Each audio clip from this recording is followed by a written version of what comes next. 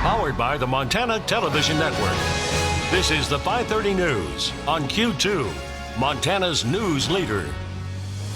Good evening and thanks for joining us. I'm Russ Riesinger. And I'm Jeanelle Slade. A big announcement from Northwestern Energy this morning. The company revealing plans to acquire an additional 185 megawatts of coal-fired power generated at Colstrip. Oddly enough, this announcement comes just one day after renewable power advocates blasted Northwestern for moving too slowly toward cleaner energy. Now, MTN's Mike Dennison has more.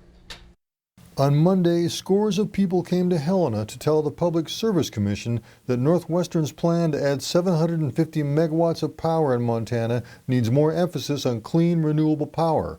But early Tuesday morning, Northwestern revealed that it will meet 1/4 of its goal with more power from Colstrip.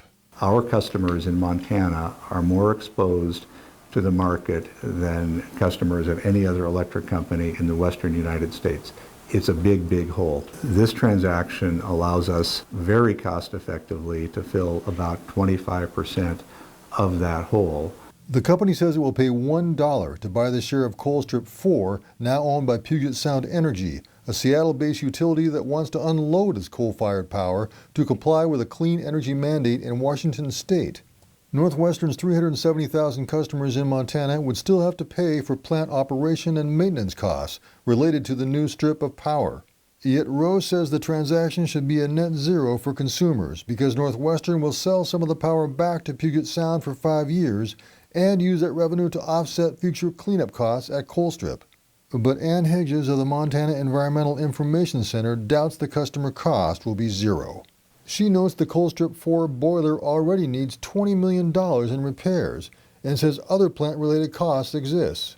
Maybe there's a purchase price that's free, but when somebody gives you something that's free, you need to look under the hood. She also says it's startling that Northwestern is doubling down on dirty power when other regional utilities are going to cleaner, cheaper energy sources. Rose says the Colstrip addition is steady, affordable power that Northwestern dearly needs now, and that it could set the table for more renewable power development in the future.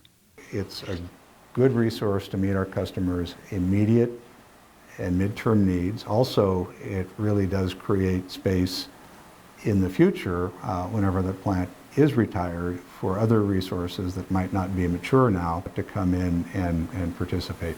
So is more coal-fired power from Colstrip really the best deal for Northwestern's Montana customers? That's a question that will soon go to the Public Service Commission, which will make the final call. In Helena, Mike Dennison, MTN News. All right, thanks, Mike. Northwestern says it will submit the proposed purchase for the PSC for review within the next month or so. Well, Christmas may have come early for a lot of U.S. farmers and ranchers as a new trade deal is announced from Capitol Hill. The Montana Ag Network's Russell Nimitz joins us now with more details. Well, after months of political wrangling, House Speaker Nancy Pelosi has announced that the U.S., Mexico, and Canada have reached an historic trade agreement. During a press conference announcing the deal, Speaker Pelosi said there's no question that USMCA is much better than the old NAFTA. Meanwhile, Montana Grain Growers Association President Vince Mattson from Chester agrees and explained to me why it's good for U.S. wheat and barley producers. Barley for sure. Mexico's, the barley, Montana specifically, barley producers' #1 market. Go down there and brew all that lovely Mexican beer we all enjoy. And yeah, that's a big win for the barley producers in the state. But it's also a huge market for wheat too. So you know, when this deal was hanging out there in the winds, Mexico wasted no time looking at other places for wheat, and unfortunately, we're going to have to work pretty hard on getting some of those markets back. So it's nice to get this deal done and have a level playing field going forward. Even with the House impeachment vote looming, President Trump took to Twitter to offer praise that a deal had been reached. Meanwhile, Mattson says farmers like him are also pleased that a deal between Congress and the White House was reached before Congress adjourned for the year. The longer this gets laid off, the longer we get into an election season. And once you get into that arena, you never know what's going to happen. So it was really important we get this deal done now before the end of the year. And I'm happy Congress was able to go to work and get this job done. Of course, USMCA has been a top priority of many in agriculture because when implemented, they say it'll add about $2.2 billion in additional agricultural exports. With that, we'll go ahead and send it back to you. All right, thank you, Russell. That trade deal must now be ratified by all three countries with a vote in the U.S. House slated for next week. Well, Congress is also on the verge of passing the National Defense Authorization Act. The NDAA will provide money for critical defense priorities at Malmstrom Air Force Base in Great Falls. And it could also mark the end of a long battle for one Montana tribe. Included in the act is an amendment that will give federal recognition to Montana's Little Shell tribe of the Chippewa Indians. The tribe's been fighting for federal recognition for generations, and both Montana's U.S. senators pushed for the amendment to be included. I fought hard and long to ensure the Little Shell recognition was retained in this important legislation. Now I'm going to keep working until it gets across the finish line and signed into law by President Trump.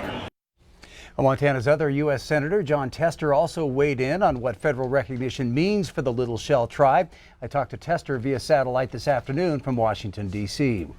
Well, for the Little Shell, it means that they're going to be able to have access to health care and housing and education benefits they didn't have before because they will fall underneath the trust agreements that were signed by previous generations and Native American tribes a long time ago. So it's going to help them move into the 21st century, I think, in a very positive way.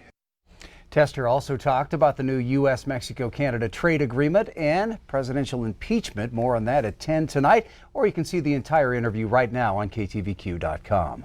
Well, now turning to Chief Forecaster Bob McGuire. Last night, northeastern Montana saw some frigid temperatures. Bob, just how low did they go? You're not going to believe this stuff. We're talking teens, 20s, even 30s below zero. These are our regular reporting stations, and as you can see, over there, Glasgow, places like Jordan and Glendive, all had sub-zero temperatures. Now here in Billings, we went to 13 above zero, but that's pretty cold. Now, let me show you what the actual records in the record books are for this day. Up there by a place like Glasgow and Miles City, was near the 21 to 37 below zero. That's what's in the book. So we really didn't have any new record low temperatures. But let me show you some of the cooperative places that had there's some very cold temperatures. Near Wolf Creek, 31 below zero. Near Briette, 28 below zero. Freud, 23 below. Scobie, minus 23. 21 below zero over Lake Medicine Lake. And also the Sydney Airport, 18 below zero. It was a cold morning. Good news, that stuff is moving out of here. We'll tell you what's coming next, coming up after a few more minutes. Boy, that is cold. Wow. Thank you, Bob. Well, 8 years ago, when Toys for Tots kicked off in Billings, Family Service signed up about 250 families. Well, this year, that number is well over 1,000. Q2's Zoe Zandora was at today's event to bring us more on this growing need. Zoe?